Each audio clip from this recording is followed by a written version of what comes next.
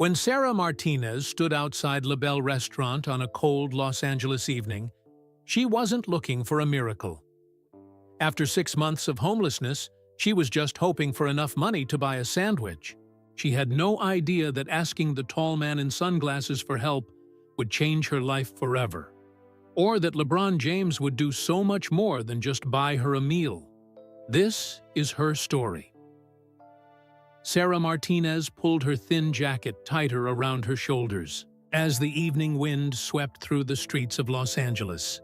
The fancy stores on Rodeo Drive were closing up for the night, their windows filled with clothes that cost more than she used to make in a month as a teacher.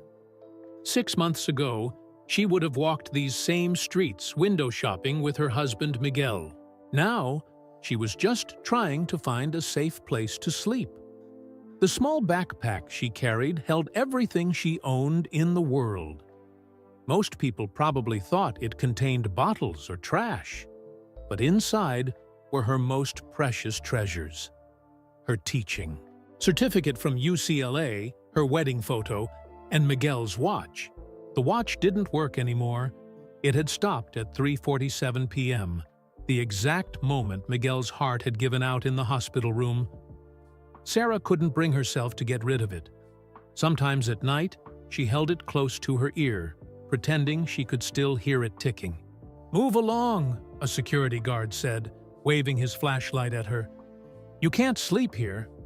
Sarah nodded quietly and shuffled away from the store entrance where she'd been resting. She was getting used to being invisible, or worse, being seen as a problem to solve. Nobody looked at her and saw a former 4th-grade teacher who used to have a classroom decorated with solar system models and student artwork. Nobody knew she'd won Teacher of the Year at Lincoln Elementary just last year. Her stomach growled loudly, reminding her that she hadn't eaten in 2 days.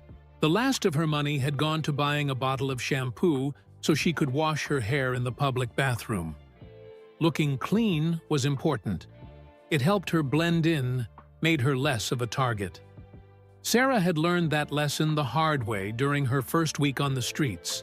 Finding a quiet corner in a small park, Sarah sat down on a bench and opened her backpack. She pulled out the wedding photo, careful not to bend the edges. Miguel's smile beamed back at her, his arms wrapped around her in her white dress. They'd been so happy that day, so full of plans for the future. They were going to travel during summer breaks, maybe start a family after a few years. Miguel had just started his own small construction company, and Sarah's teaching career was taking off. Then came the headaches. Miguel insisted they were nothing, just stress from work. By the time they discovered the brain tumor, it was already too late. The doctors tried everything, but the cancer was aggressive. Even with insurance, the bills piled up faster than they could handle. Experimental treatments, specialists, medications that cost thousands per dose. They'd spent everything they had, then borrowed more. Sarah wiped away a tear, carefully tucking the photo back into her backpack. She couldn't cry now. Crying made people uncomfortable, made them notice her, and that usually meant another security guard would ask her to move along. The sun was setting now, painting the sky in shades of orange and pink. Sarah used to love this time of day, when she'd be finishing up her lesson plans and heading home to Miguel. Now, sunset just meant another night of trying to find a safe place to sleep. The shelters were usually full, and some of them scared her more than sleeping on the streets. At least outside she could run if she had to. Her stomach cramped again, more painfully this time. Sarah had learned to ignore hunger, but 2 days without food was pushing her limits. She'd tried going to the food bank earlier, but they were only open until 2 p.m., and she'd gotten there too late.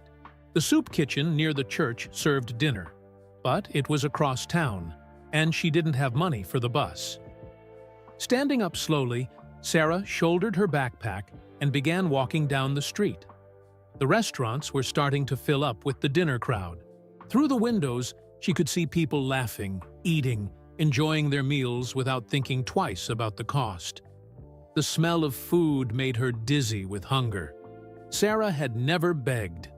Even after losing the house, maxing out the credit cards, and sleeping in their car until it got repossessed, she'd never asked strangers for help. Miguel had always said dignity was something no one could take from you. You had to give it away yourself. But as she watched a waiter carry a plate of half-eaten food back to the kitchen, Sarah wondered if dignity was worth going hungry for. She reached into her pocket and felt Miguel's watch. The metal was warm from being close to her body. What would he say if he could see her now? Would he want her to stay proud and hungry? Or would he want her to survive? A couple walked past her, the woman clutching a takeout bag that smelled like heaven. Sarah's mouth watered. She took a step toward them, her hand starting to raise, but shame kept her frozen in place. The couple disappeared around the corner, taking the wonderful food smell with them. Tears burned in Sarah's eyes. She'd spent her career teaching children to be strong, to believe in themselves, to never give up. Now she couldn't even gather the courage to ask for help. What kind of example was she setting? But then again, what kind of example would begging set? The sky grew darker and the street lights flickered on. More people were heading to dinner now, dressed in their expensive clothes, carrying shopping bags from stores Sarah used to dream about visiting. Her legs felt weak from hunger, and spots danced in front of her eyes when she moved too quickly. Ahead, she could see the bright lights of LaBelle, one of the fanciest restaurants in this part of town. The valet stand was busy with expensive cars pulling up every few minutes. Sarah watched as a sleek black SUV stopped and a family stepped out. They looked happy, comfortable, secure, everything she wasn't anymore. Her stomach cramped again, and this time Sarah had to lean against a wall to stay standing. She was going to have to make a choice soon: keep her pride and risk passing out from hunger, or gather her courage and ask someone, anyone, for help. The happy family was heading toward the restaurant entrance. Something about them made Sarah's heart ache with longing. They looked kind. The man was tall, athletic, and had a gentle way of guiding his children through the door. His wife's laugh carried across the street, warm and genuine. Sarah's hand found Miguel's watch again. She could almost hear his voice. Sometimes the strongest thing you can do is admit you need help, mi amor. Taking a deep breath, Sarah pushed herself away from the wall. Her legs shook as she took a step toward the restaurant, then another. She didn't know if she could really do this, ask strangers for food like she'd seen other homeless people do, but she did know one thing: she couldn't keep going like this. As she got closer to LaBelle, the smell of food made her knees weak. Through the windows, she could see waiters carrying plates piled high with steaks, pasta, and fresh bread. Her vision blurred, and Sarah wasn't sure if it was from tears or hunger. Just one person, she whispered to herself. Just ask one person for help, and then you can find a place to sleep. The sun had completely set now, leaving Sarah standing in the glow of the restaurant's elegant entrance. She watched as more people went in and out, trying to gather her courage. Each time she thought she was ready, shame would wash over her again, and she'd step back into the shadows. But she couldn't go another night without food. She just couldn't. Taking one final deep breath, Sarah stepped forward into the light. The tall man and his family would be finishing their dinner soon. Maybe, just maybe, they were as kind as they looked. She touched Miguel's watch one last time for courage and waited, her heart pounding. Everything would depend on what happened next. The heavy glass doors of LaBelle swung open, releasing a burst of warm air scented with garlic and fresh bread. Sarah's empty stomach clenched painfully as she watched a couple walk out, their faces happy and relaxed from their expensive meal. The woman glanced at Sarah and quickly looked away, pulling her designer purse closer to her body. Sarah felt her cheeks burn with shame. She'd seen that look hundreds of times now, the mixture of fear, pity, and judgment that people gave to those living on the streets. 6 months ago, she might have done the same thing. It was funny how life could change so quickly. More diners came and went. Each time Sarah tried to speak, the words stuck in her throat. A businessman in an expensive suit walked past, talking loudly on his phone about a $1 million deal. A group of young women in sparkly dresses giggled their way to a waiting Uber. None of them seemed approachable. "You need to move along," a voice said behind her. Sarah turned to see the restaurant's valet, his face stern but not unkind. "You're making the customers nervous." "I'm sorry," Sarah whispered, her voice rusty from disuse. She couldn't finish the sentence. How could she explain that she was dying inside from having to beg, that every cell in her body was screaming at her to run away and preserve what little dignity she had left? The valet's face softened slightly. "Look, there's a shelter about 10 blocks from here. They might still be serving dinner if you hurry." Sarah nodded, but she didn't move. She knew the shelter he meant. It was full every night, and the walk there would take more energy than she had. Through the restaurant's windows, she could see the tall man and his family finishing their meal. Something about them still called to her, though she couldn't explain why. Just then, the restaurant doors opened again. A blast of laughter and clinking glasses spilled out along with the tall man and his family. Up close, Sarah could see he was even taller than she'd thought, well over 6 feet. He wore expensive but casual clothes, designer jeans, and a simple black sweater that probably cost more than her old monthly rent. Dark sunglasses covered his eyes despite the late hour. His wife was beautiful, with a warm smile that reached her eyes as she said something to their children. The kids were well-behaved but still had natural energy, doing little dance moves and giggling as they waited for their car. Sarah's heart pounded. This was her chance. Maybe her only chance. These people looked kind. The worst they could do was say no, right? But still, her feet felt frozen to the sidewalk. The valet hurried forward to get their car. Sarah watched as the family chatted happily among themselves, probably discussing their wonderful meal. The woman said something that made everyone laugh, and Sarah noticed how the man's whole face lit up when he smiled. "Now or never," Sarah whispered to herself, touching Miguel's watch again. With legs that felt like they were made of lead, she forced herself to take a step forward. Excuse me," she said, her voice barely audible.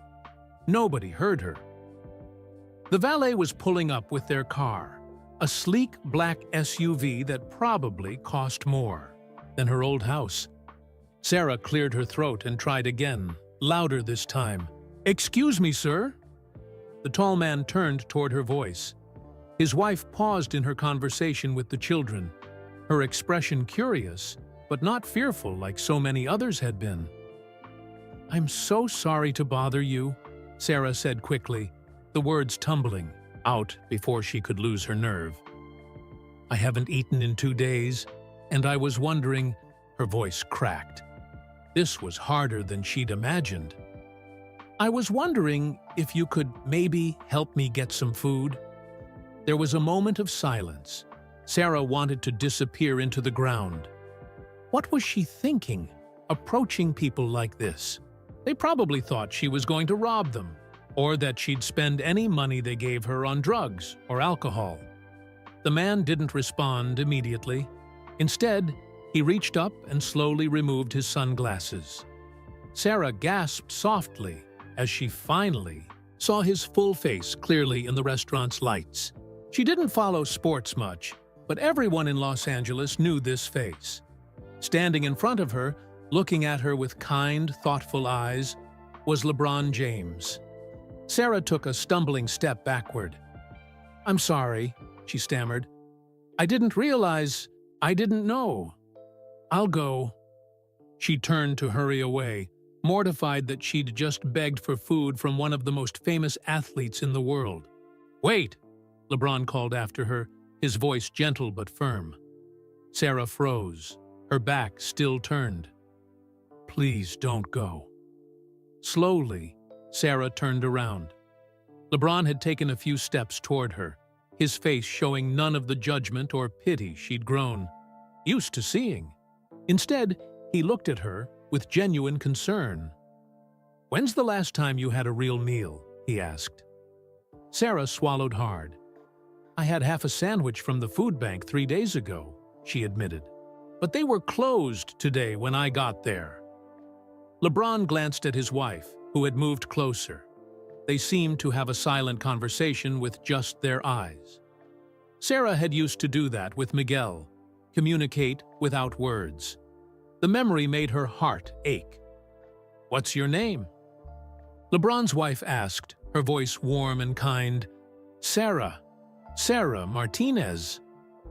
"Well, Sarah Martinez," LeBron said, a smile spreading across his face. "Would you like to have dinner with us?" Sarah blinked, sure she had misheard. What?" "Dinner," he repeated.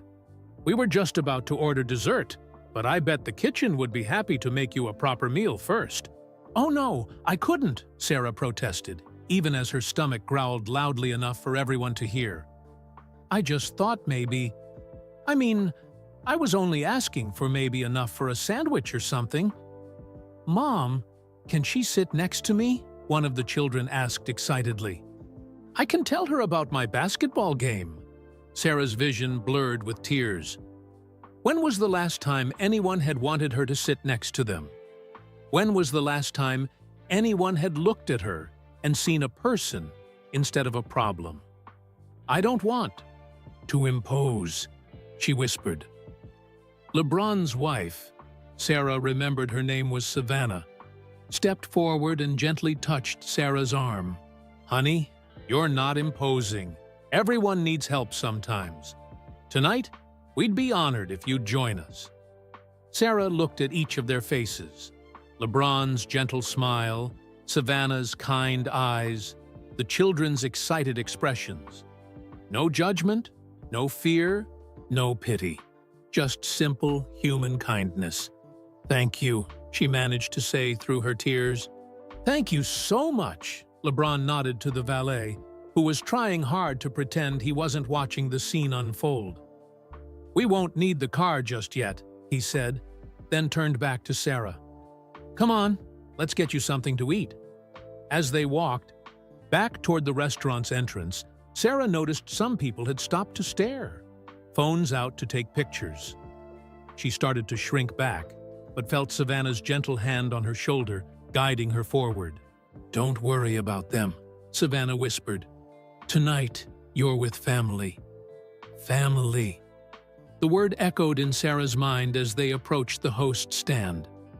She touched Miguel's watch again, and for the first time in months, its silent face didn't feel like an ending. Maybe, just maybe, it was marking a new beginning. But as the host led them back to their table, Sarah couldn't help wondering, why would someone like LeBron James take such an interest in someone like her? What made him invite a complete stranger, a homeless stranger, to join his family for dinner? She had no way of knowing that this meal would change her life forever, or that LeBron James had recognized something in her that she had long forgotten about herself. The inside of LaBelle was like stepping into another world. Crystal chandeliers sparkled overhead, casting warm light on deep red walls. The carpet was so thick that Sarah's worn sneakers sank into it. She tried not to think about how dirty her clothes must look against the pristine white tablecloths and gleaming silverware. "Right. This way, Mr. James," the host said, leading them to a private corner of the restaurant. Several diners turned to stare, phones appearing to snap quick pictures. Sarah couldn't tell if they were more interested in LeBron James and his family or in the obviously homeless woman walking with them. The table was already set with half-finished desserts, something chocolate that made Sarah's mouth water. But before she could feel awkward about interrupting their meal, a waiter appeared as if by magic and whisked the plates away. "Please, sit here," Savannah said, pulling out a chair next to her. Sarah sank into it, feeling overwhelmed by the softness of the cushion after months of sleeping on concrete and wooden benches. "I'm Bronny," the oldest boy said, grinning at her from across the table. "And that's Bryce and Jury." The younger children waved, their smiles open and friendly in a way only kids can manage. "I'm Sarah," she replied softly, still not quite believing this was real. Maybe she had passed out from hunger and was dreaming all this. A waiter appeared with a basket of warm bread and a glass of water. Sarah had to sit on her hands to keep from grabbing the bread immediately. Her stomach felt like it was trying to climb out of her throat toward the food. "Go ahead," LeBron said kindly, noticing her struggle. "Don't wait for us." Sarah's hands trembled as she reached for a piece of bread.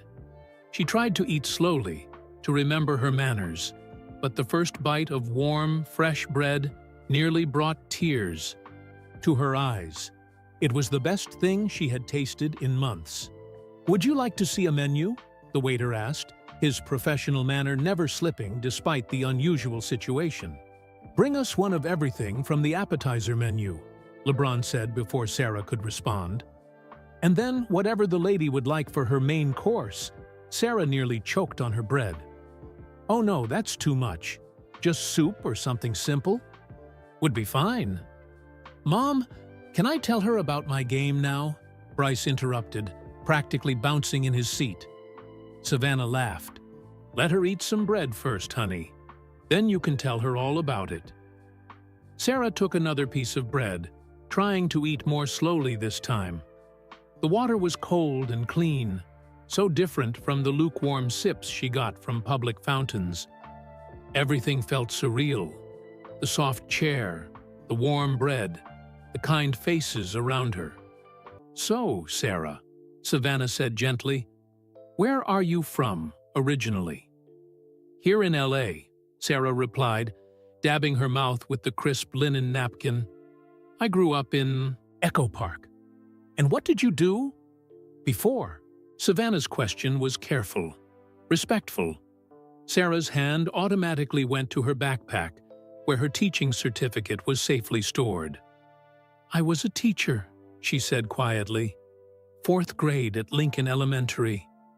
LeBron's eyes lit up with interest. "A teacher? For how long?" 7 years, Sarah said, warming slightly to the topic. "I loved it. My students were amazing. So curious about everything. So eager to learn. That's exactly what we're trying to create at the I Promise School," LeBron said, leaning forward. "A place where kids feel that excitement about learning every day." Sarah nodded. She'd read about LeBron's school in Akron. "It's incredible what you're doing there. The wraparound services for families, the longer school day, the emphasis on social-emotional learning. It's everything educators know works, but most schools can't afford to implement." LeBron looked surprised and pleased at her knowledge. Before he could respond, servers arrived with a parade of appetizers, perfectly seared scallops, delicate spring rolls, some kind of mushroom soup that smelled like heaven. "Please, try everything," Savannah encouraged. "And Bryce, now you can tell Sarah about your game." As Sarah carefully tasted each dish, trying not to eat too quickly despite her hunger, Bryce launched into an enthusiastic description of his latest basketball game. His eyes shone as he described making the winning shot, his hands moving animatedly as he demonstrated his technique. "That's wonderful," Sarah said when he finished, meaning it. It had been so long since she'd had a normal conversation, since anyone had wanted to share their joy with her. "You must practice very hard." "Dad says talent is nothing without hard work," Bryce replied seriously. "Do you like basketball, Ms. Sarah?" The Ms. Sarah caught her off guard. How long had it been since anyone had addressed her with respect? I used to play with my students during recess," she said. "I wasn't very good, but it was fun." "Dad could teach you," Jury piped up. "He's the best teacher ever," LeBron chuckled. "I don't know about that. Sounds like Ms. Sarah here is the real teaching expert." A waiter appeared with the main menu, and Sarah's stomach dropped at the prices. Even the simplest pasta dish cost more than she used to spend on groceries for a week. "Please order whatever you'd like," Savannah said softly, noticing her discomfort. "Don't even look at the prices," Sarah swallowed hard. "Maybe just a small pasta." "The steak here is amazing," LeBron suggested, "and you need protein after not eating for so long." Something about his tone, caring but not patronizing, broke through Sarah's hesitation. She ordered the steak and soon found herself drawn into a conversation about education with LeBron and Savannah, while the children chattered among themselves. "The biggest challenge," LeBron was saying, "is getting people to understand that education isn't just about what happens in the classroom. If a child is hungry, or worried about where they're going to sleep, or dealing with trauma at home, how can they focus on learning?" Sarah nodded emphatically. "Exactly. I used to keep granola bars in my desk for students who came to school hungry, and extra school supplies, and sometimes even clothes. You can't separate basic needs from education. That's why we provide so many family services at I Promise," LeBron said. "Housing support, job training for parents, mental health services, food assistance." Sarah's steak arrived, perfectly cooked, and accompanied by roasted vegetables that made her mouth water. As she ate, savoring every bite, she found herself sharing stories about her teaching experiences, the challenges, the breakthroughs, the moments that made it all worthwhile. "There was this one student," she said, gesturing, with her fork, who everyone had labeled as a troublemaker. "But I discovered he was acting out because he couldn't see the board clearly. Once we got him glasses, he became one of my best students. Sometimes people just need someone to look past the surface and see what's really going on." LeBron and Savannah exchanged a look that Sarah couldn't quite interpret. The children had fallen quiet, listening to her story with genuine interest. "You really love teaching, don't you?" LeBron asked quietly. Sarah felt tears welling up in her eyes. "More than anything," she whispered, "I miss it so much." There was a moment of silence, broken only by the soft clink of silverware and the murmur of other diners. Sarah realized she'd eaten every bite of her steak, plus all the vegetables. She felt full, truly full, for the first time in months. "Sarah," Savannah said gently, "would you tell us what happened? How did you end up?" She gestured vaguely, not wanting to say homeless in front of the children. Sarah's hand found Miguel's watch in her pocket. The weight of it was comforting, familiar. Should she tell them? Would they even believe her story? But as she looked at their kind, interested faces, she realized that for the first time in months, someone actually wanted to hear her story. Really hear it, not just nod sympathetically and walk away. Taking a deep breath, Sarah began to speak. She didn't know that her next words would set in motion a chain of events that would completely transform her life. She didn't know that LeBron James had been watching her all evening, not with pity, but with growing recognition of something he'd been looking for, and she certainly didn't know that this dinner was about to become much more than just a meal. Sarah's fingers traced the smooth surface of Miguel's watch as she gathered her thoughts. The restaurant had grown quieter, as if even the other diners sensed the importance of what she was about to share. "It started with headaches," she began softly. "My husband, Miguel, he was starting his own construction company. He kept saying it was just stress, that he was working too hard. But then," her voice caught. Savannah reached over and squeezed her hand gently. "One day, he collapsed at a IE job site. The doctors found a brain tumor. It was already stage 4. Sarah pulled out the watch, placing it carefully on the white tablecloth. "This was his. It stopped working the moment he left us. I know I should probably sell it, but I can't." "You shouldn't have to," LeBron said firmly. The Iguada children had gone quiet, their young faces showing a mixture of sadness and concern. "The hospital bills came fast," Sarah continued. "Our insurance helped, but there were experimental treatments the doctors wanted to try, special medications that weren't covered. I took out loans, maxed out credit cards. Miguel kept apologizing, saying he was sorry for leaving me with all this debt, but how could I not try everything possible to save him?" She took a shaky breath. The memories were still so fresh, so painful. "After he passed, I tried to keep teaching, but I couldn't focus. The kids deserved better than a teacher who kept crying in class. The principal was understanding. She gave me leave to get myself together. But without my salary, I couldn't keep up with the mortgage and the medical bills." "What about family?" Jury asked innocently. "Couldn't they help?" "Jury," Savannah said gently, but Sarah shook her head. "It's okay. Miguel's parents passed years ago, and mine, well, we haven't spoken since I married Miguel. They didn't approve of me marrying someone who didn't have a college degree." The bitterness in her voice was clear. "I chose love over their approval, and I've never regretted it." LeBron nodded slowly, his eyes focused on Miguel's watch. "Love over everything," he said quietly. "That's a choice worth making." "The bank foreclosed on our house," Sarah continued.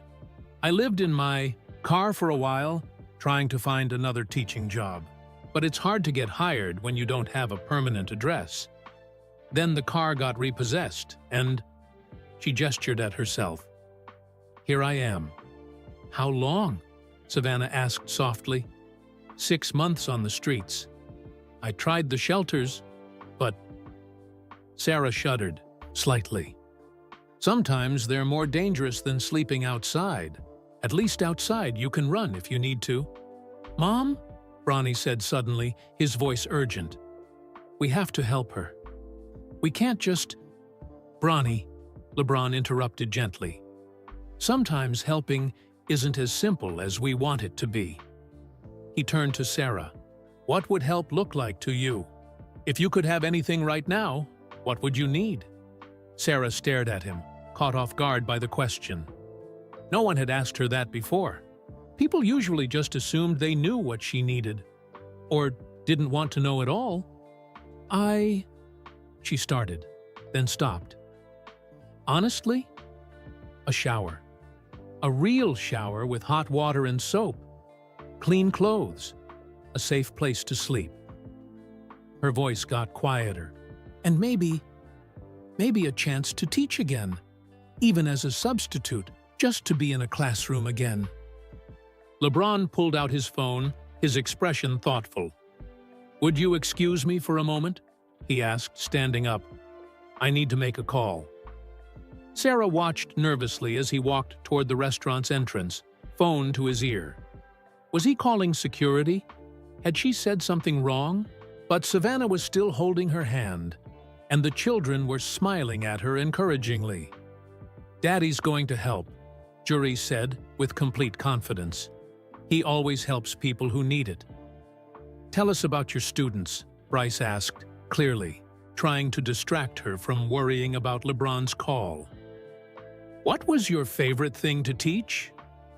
Despite her anxiety about LeBron's mysterious phone call, Sarah found herself smiling as she remembered. Science was always special. The way kids' faces light up when they understand something new about the world. I used to bring in these huge solar system models, hang them from the ceiling. And when we studied plants, every student got their own seed to grow. Some of them had never grown anything before. "Did you do experiments?" Bronny asked, leaning forward with interest. "All the time. We made volcanoes, studied simple machines, learned about weather patterns." Sarah's eyes lit up as she described her favorite lessons. Teaching isn't just about facts and figures. It's about showing children how amazing the world is, how much there is to discover. As she talked, she noticed Savannah watching her with an odd expression, almost like she was seeing something beyond Sarah's worn clothes and tired face. Before she could wonder about it, LeBron returned to the table. His face was unreadable, but there was a new energy in his movements. "Sarah," he said, sitting down, "I have a proposition for you. But first, I need to know something." He paused, looking her directly in the eyes. "Do you still want to teach? Would you be willing to do whatever it takes to get back in the classroom?" Sarah's heart began to pound. "Of course," she whispered. "It's all I've ever wanted to do. But who would hire me now? I don't even have—" LeBron held up his hand, stopping her. "Let me worry about that. Just answer one more question. If someone offered you a chance, a real chance, to start over, would you take it? Even if it meant trusting strangers?" Sarah looked around the table at these people who had shown her more kindness in one evening than she'd experienced in months. At Miguel's watch, ticking silently on the tablecloth. At her own reflection in the polished silverware. Tired, worn, but still herself. Still a teacher at heart. "Yes," she said firmly. "Yes, I would." LeBron smiled, and it was like the sun coming out. He reached for his phone again. "Good, because I just got off the phone with someone who's very interested in meeting you." Sarah's breath caught in her throat. What did that mean? Who had he called? And why did everyone at the table suddenly look so excited? But before she could ask any of these questions, LeBron was already dialing another number, his expression determined. Whatever was about to happen, Sarah realized, would change everything. She just didn't know how much. "Yes, she's right here, with us," LeBron said into his phone, his voice warm but professional. "Actually, would you mind if I put you on speaker? I think Sarah should hear this directly." Sarah's hands trembled as she watched LeBron place his phone in the center of the table. The restaurant's soft music seemed to fade away as a woman's voice filled their private corner. "Hello, Sarah. My name is Christina Martinez. No relation," the voice said with a gentle laugh. "I'm the executive director of the LeBron James Family Foundation." "Hello?" Sarah managed to say, her throat tight with nervous energy. "LeBron just told me a little bit about your situation and your background in education. I have to tell you, we're always looking for passionate teachers who understand what our kids are going through." Sarah's heart skipped a beat. Was this conversation heading where she thought it might be? "But first," Christina continued, "we need to get you back on your feet. LeBron tells me you need a safe place to stay tonight?" "Oh, I couldn't." Sarah started to protest, but LeBron shook his head firmly. "Sarah," he said, "remember what you just told us about helping your students? Sometimes the smallest things, glasses, school supplies, A granola bar can change everything. Let us help you the way you helped those kids." Tears welled up in Sarah's eyes as Savannah squeezed her hand again. The children were practically bouncing in their seats with excitement. "We have a partnership with several hotels," Christina explained. "I can have a room ready for you within the hour. Clean clothes, toiletries, everything you need. And tomorrow morning, if you're willing, I'd like to meet with you to discuss some options for more permanent solutions." Sarah couldn't speak. This had to be a dream. Any moment now she'd wake up on her usual bench, cold and hungry. "Sarah?" Christina prompted gently. "Are you still there?" "Yes," Sarah whispered. "Yes, I'm here. This is so much. I don't know how I could ever repay." "You can repay us by not giving up," LeBron interrupted. "By taking this chance and showing the world what you can do with it."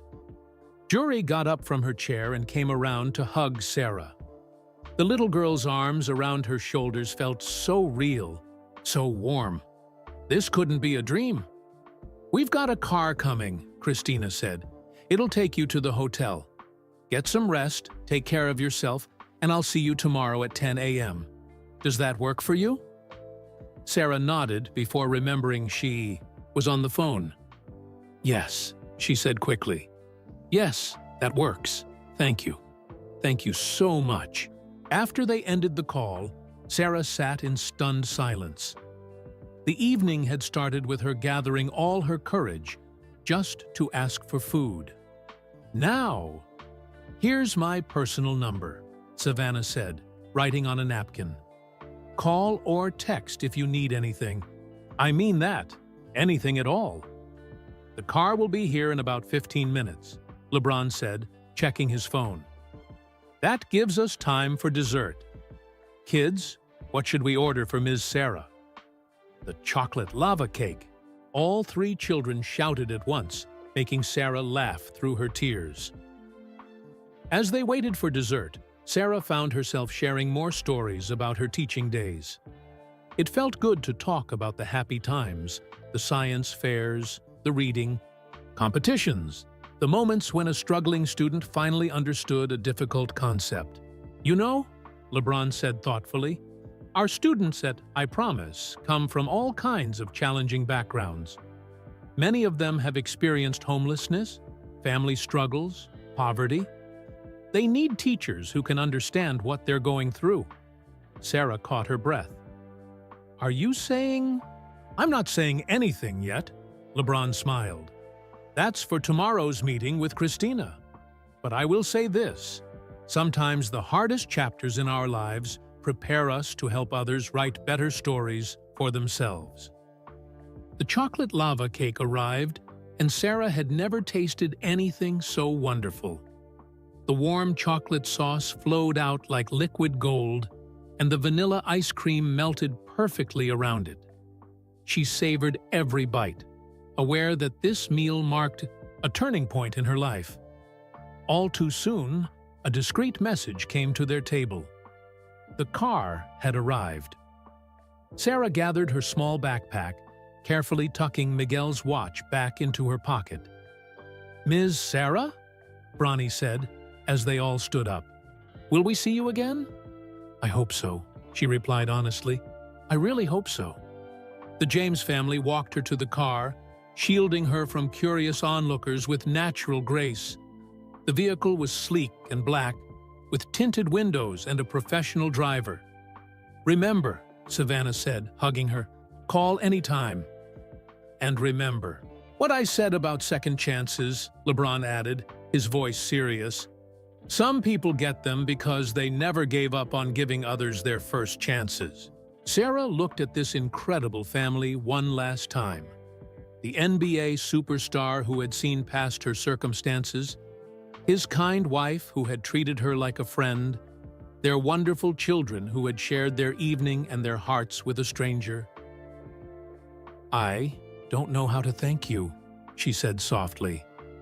"Thank us by showing up tomorrow, ready to change lives," LeBron replied. starting with your own.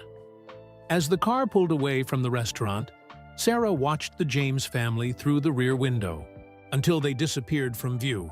In her pocket, Miguel's watch pressed against her heart. For the first time since his death, its silence didn't feel like an ending. The driver handed her an envelope. "From Mr. James," he said. "He asked me to give this to you once we were on our way." Sarah's hands shook as she opened it. Inside was a note written in strong, clear handwriting. Sarah. Sometimes angels come disguised as hungry strangers, reminding us why we do what we do. Get some rest.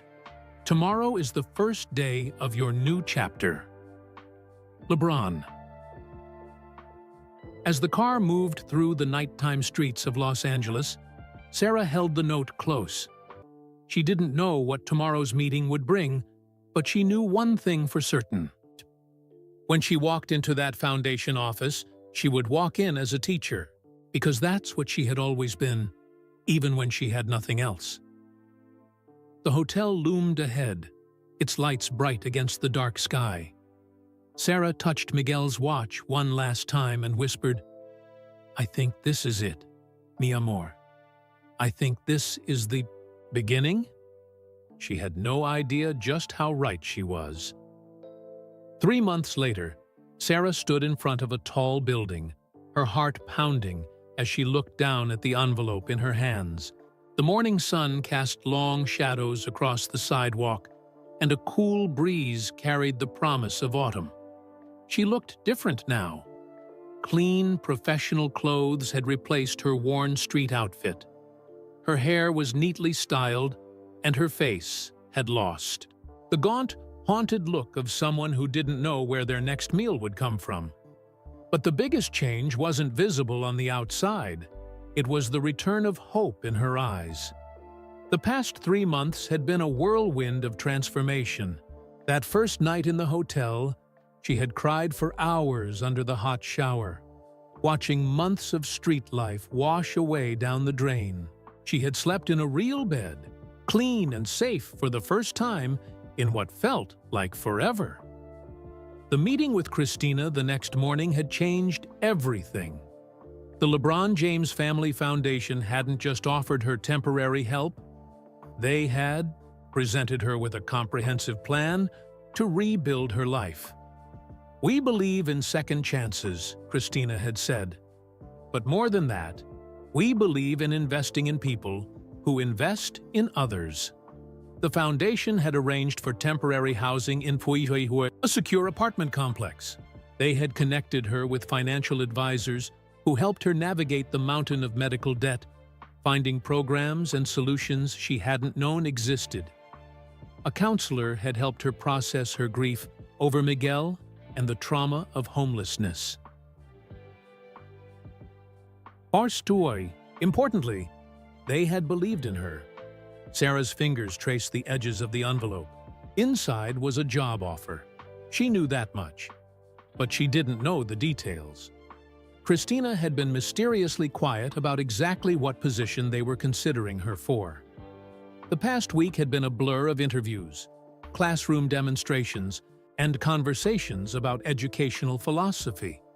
She had met with teachers, administrators, and even some students. Everyone had been warm and welcoming, but also professional. No one had promised her anything. Taking a deep breath, Sarah opened the envelope and pulled out the letter. Her hands trembled as she unfolded it. "Dear Ms. Martinez," she read, "we are pleased to offer you the position of 4th grade lead teacher at the I Promise School." Sarah stopped reading, her vision blurring with tears. 4th grade. Her grade. But not just at any school. At the I Promise School. The very place where LeBron James was proving that education could change not just students' lives, but entire communities. She kept reading, her heart soaring at each detail. The salary was more than she'd made at her previous school. The benefits package included housing assistance and health insurance that would help cover her remaining medical bills. But it was the handwritten note at the bottom that made her cry. Your students need you as much as you need them. Welcome home, LeBron home. Sarah closed her eyes, remembering how far she'd come since that desperate night outside LeBel restaurant. The foundation hadn't just helped her survive. They had helped her thrive. During her temporary housing period, she had thrown herself into training and professional development. She had studied the I Promise School's unique approach to education, its commitment to supporting the whole family, its understanding that every child deserved a chance to succeed.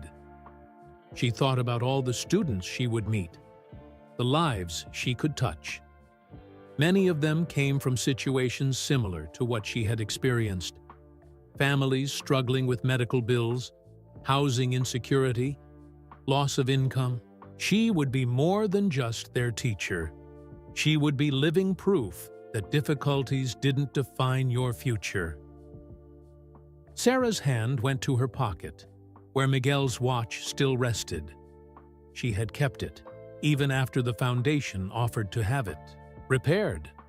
Its silent face reminded her that sometimes endings were really beginnings in disguise. The sound of children's laughter drew her attention to the school's entrance. Students were starting to arrive, their faces bright with excitement for the new day. Parents walked with them, many looking tired from early work shifts, but still managing to smile and encourage their children. "Ms. Sarah!" a familiar voice called. Out. She turned to see Jury James running toward her, followed by her mother. "We wanted to be here for your first day," Savannah said, hugging Sarah warmly. "Though technically orientation doesn't start until next week." "I couldn't wait," Sarah admitted. "I wanted to see it, to make sure it was real." "Oh, it's real," Savannah smiled. "Come on, let me show you to your classroom. The maintenance team just finished setting it up yesterday." Sarah followed them into the building, clutching the offer letter to her chest. The halls were bright and welcoming, decorated with student artwork and inspirational quotes. But it was what she saw when they reached her classroom that made her gasp. The room was perfect. Solar system models hung from the ceiling, just like she used to have in her old classroom. A reading corner was stocked with books at all levels. The science area had plant growing stations, each one ready for a student's first seed. L'apprenti remembered everything you told us about your teaching style, Savannah explained. He wanted your room to be ready for your kind of magic. On the teacher's desk was a small box. Inside, Sarah found Miguel's watch, but now it was working, restored to perfect condition. A note beside it read, "Time for new beginnings." "Ms. Sarah?" Jury asked, tugging at her sleeve. "Will you teach me science next year when I'm in 4th grade?" Sarah knelt down to the little girl's level, just as she had done with hundreds of students before. "I would be honored to be your teacher, Jury. And you know what? You'll be teaching me too." That's the wonderful thing about education. We never stop learning from each other. Standing back up, Sarah walked to the windows of her classroom. She could see the playground where her future students would laugh and play. She could imagine the science experiments they would conduct, the stories they would read, the discoveries they would make together.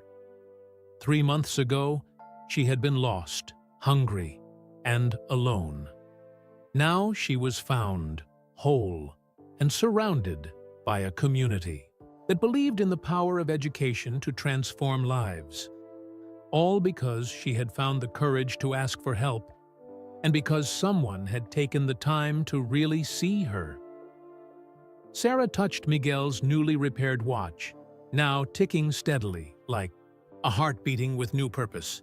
She thought about all the students who would come through her door, carrying their own burdens, their own stories, their own dreams. "I'm ready," she whispered, more to herself than to Savannah and Jury. "I'm finally ready." And she was ready to teach Ready to learn, ready to prove that sometimes the hardest chapters of our lives prepare us to help write better stories for others. Because that's what education is really about. Not just teaching facts and figures, but showing each person that their story matters, that their struggles can become strengths, that their future is worth fighting for. Sarah Martinez, teacher, survivor, and now part of the I Promise family, turned to face her classroom with tears of joy in her eyes. This wasn't just a new job. It wasn't just a second chance. It was a promise kept, a life restored, a dream reborn. And somewhere, she was sure Miguel was smiling. Thanks for joining us for this incredible story of hope, compassion, and second chances. Let us know in the comments where you're watching from. We'd love to hear how Sarah and LeBron's story touched hearts around the world. Don't forget to hit that like button if you believe in the power of kindness to change lives. Want to see another inspiring story about everyday heroes? Click the video appearing on your screen now to discover how a small act of kindness turned into a life-changing movement. Remember, sometimes the greatest gifts come when we have the courage to ask for help. See you in the next video.